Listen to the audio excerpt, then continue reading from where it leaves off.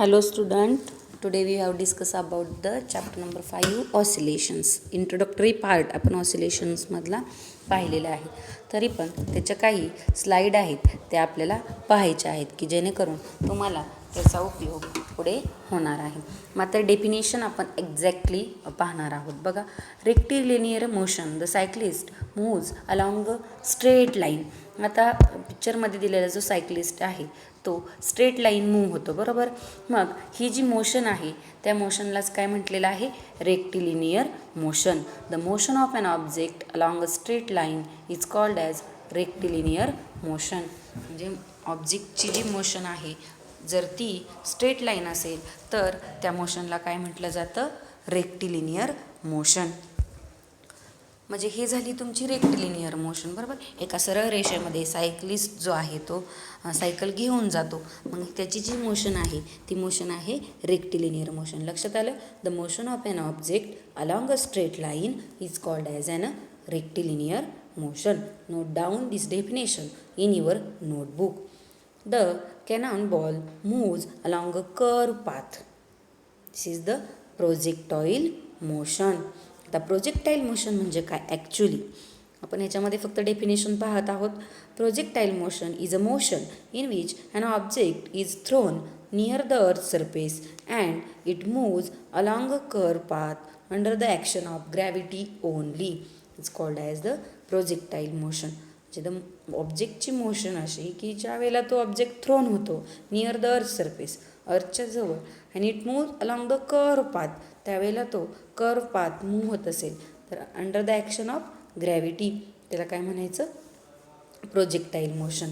Then the helicopter moves along a circular path. बरोबर, ती झाली तुमची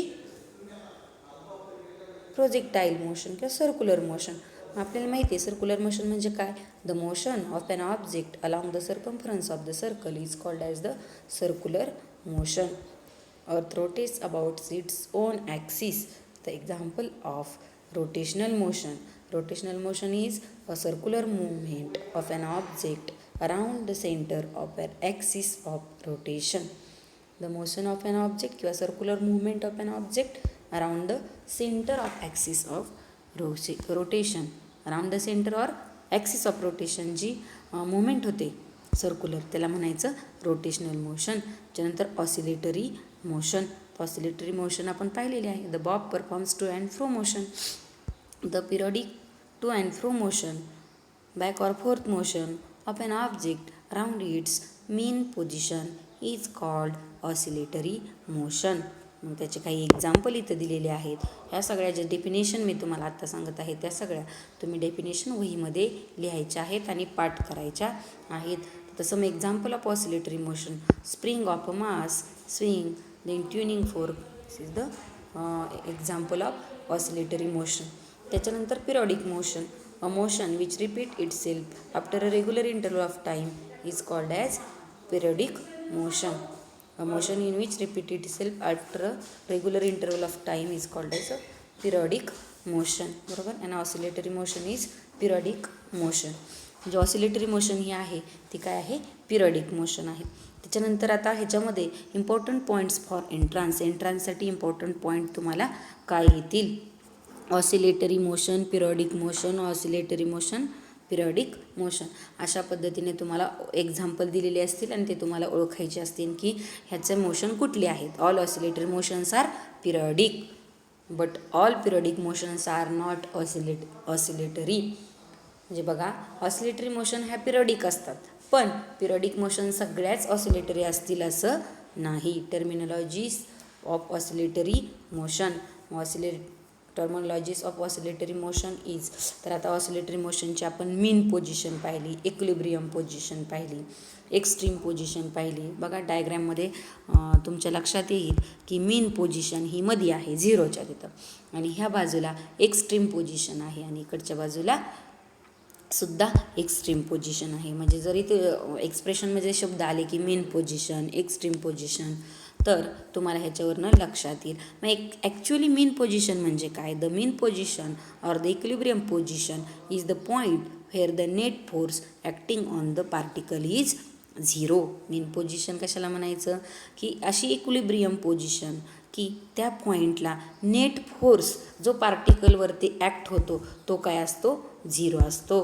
that is F is equal to 0. Mean पोझिशनला नेट फोर्स काय असतो, 0 असतो. आलं लक्षात मीन पोझिशन म्हणजे काय. त्याच्यानंतर extreme position. The maximum point up to which the particle oscillates about its mean position is called as extreme position. Extreme position कशाला म्हणायचं, the maximum point up to which particle oscillates about its mean position. Particle about its mean पोझिशनला oscillate होत असतो त्यालाच काय म्हणायचं, extreme position. म्हणजे मीन पोझिशनपर्यंत येणार परत माघारी जाणार, इथं पण मीन पोझिशनपर्यंत येणार परत पाठीमागे जाणार. ही जी पोझिशन आहे तिला काय म्हणायचं, एक्स्ट्रीम पोझिशन. ही झाली फर्स्टवाली एक्स्ट्रीम पोझिशन.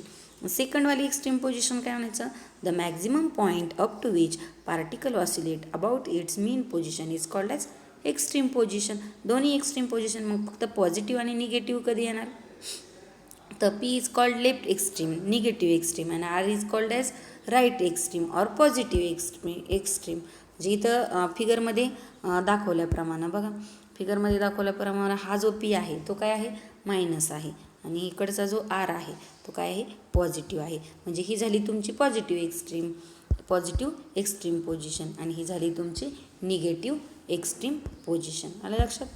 मग त्याच्यानंतर डिस्प्लेसमेंट. आता डिस्प्लेसमेंट आपण भरपूर वेळा स्टडी केलेली आहे. The distance covered by the particle performing oscillatory motion at any instant from its mean position is called as displacement. त्याला काय म्हणायचं, डिस्प्लेसमेंट.